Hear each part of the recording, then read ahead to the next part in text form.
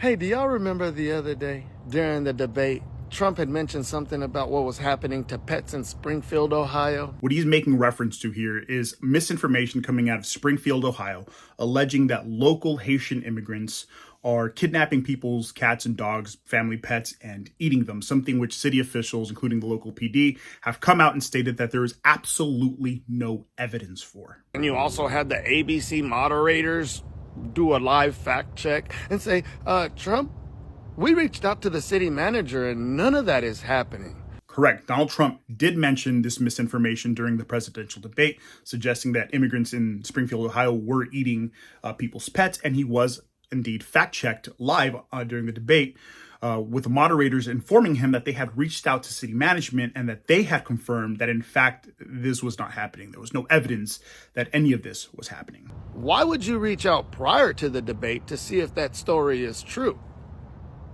Because you already knew it was. And here Lou is suggesting that the only reason that these moderators did their due diligence and reached out for comment on a story that had gained public interest is because they already knew the story was true.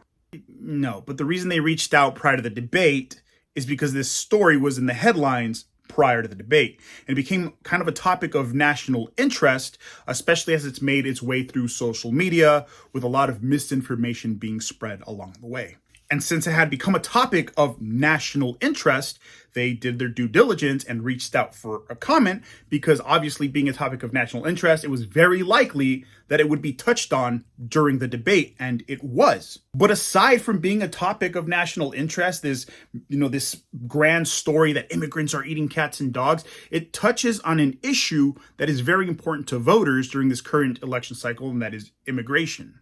Thus, the moderators wanting to do their due diligence on the story to be able to fact check any misinformation in regards to that story coming out of Springfield, Ohio.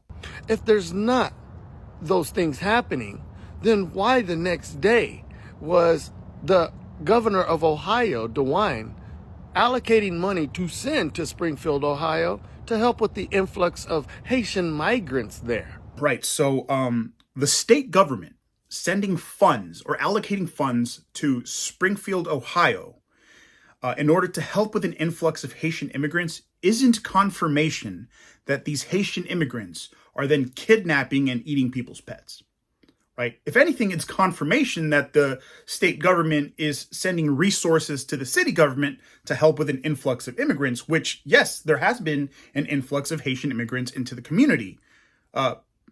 Legal immigrants, I might add. They're there, most of them under temporary protective status. But an influx of resources to help the city deal with an influx of immigrants is not confirmation that these immigrants are then doing things like eating people's pets or causing any other sorts of issues. You see, I don't give a damn what y'all say. Yeah, I know you don't. You don't give a damn what anybody says. Matter of fact, you don't really give a damn about the facts, as I stated in yesterday's video where I talked about how conservatives will believe anything so long as it confirms their bias. People like Lou don't care what you tell them, especially if you're telling them things that contradict their already deeply held beliefs.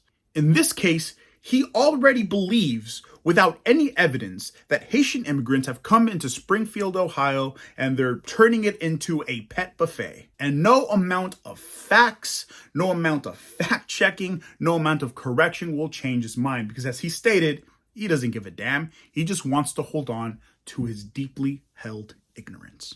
Facts don't care about your feelings, and Lou doesn't care about your facts.